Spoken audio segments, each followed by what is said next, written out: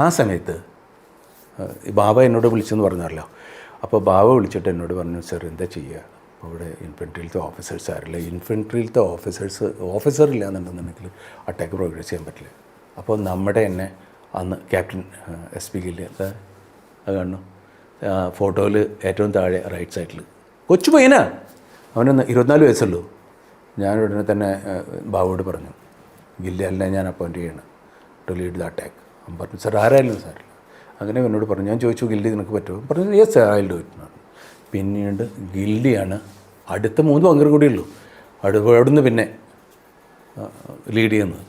അപ്പോൾ ആദ്യത്തെ bunker gilli clear ചെയ്തു, രണ്ടാമത്തെ ഇത് ചെയ്യുമ്പോഴത്തേന് ഗില്ലിക്ക് പടിയുണ്ട്, അത് കിടക്കുന്നത് താഴെ, പിന്നെ ആരുമില്ല.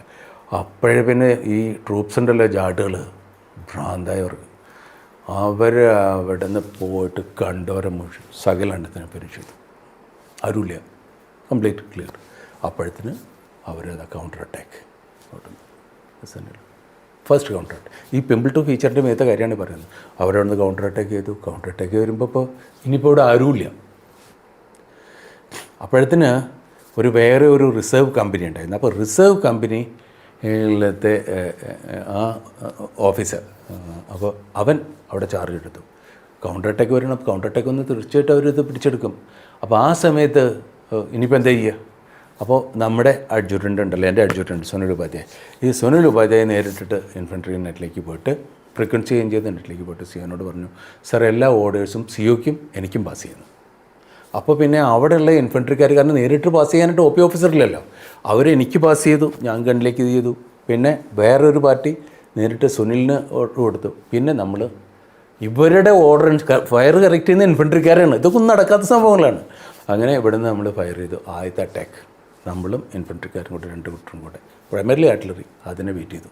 അവിടുന്ന് ഒരു 2-2.5 മണിക്കൂർ നടക്കുമ്പോഴത്തിന് വീണ്ടും അപ്പോഴത്തിന് പകൽ വെളിച്ചായി പിന്നെ നമുക്ക് കാണല്ലോ. അപ്പോൾ നമ്മൾ അത് അവിടുന്ന് ഫിനിഷ് ചെയ്തു.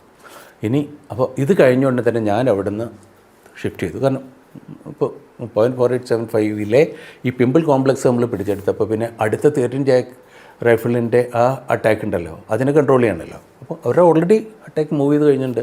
അപ്പോഴത്തേനും അവർ 0.4875 പിടിച്ചെടുത്തിട്ടുണ്ട്, ടോപ്പ് അവർ പിടിച്ചെടുത്തിട്ടുണ്ട്. പക്ഷേ ഈ പിമ്പിൾ 2ൻ്റെ മീതുള്ള അറ്റാക്ക് ഉണ്ടല്ലോ, ആ അറ്റാക്കിനെ തടഞ്ഞു നിന്നിരുന്ന ഒരു ഫീച്ചറാണ് ലെഡ്ജ്. ആ ലെഡ്ജിൽ നിന്ന് ഫയർ നേരിട്ടിട്ട് ഇങ്ങനെ ഇവരുടെ മീതിലേക്ക് വന്നിട്ടിരിക്കുകയാണ്. ഈ ലെഡ്ജിനെ ക്ലിയർ ചെയ്യാനായിട്ടൊരു മാർഗ്ഗമില്ല. ലെഡ്ജിനെ ക്ലിയർ ചെയ്താൽ മാത്രമേ നമുക്ക് ഈ പിമ്പിൾ 2 പിടിച്ചെടുക്കാൻ പറ്റുള്ളൂ.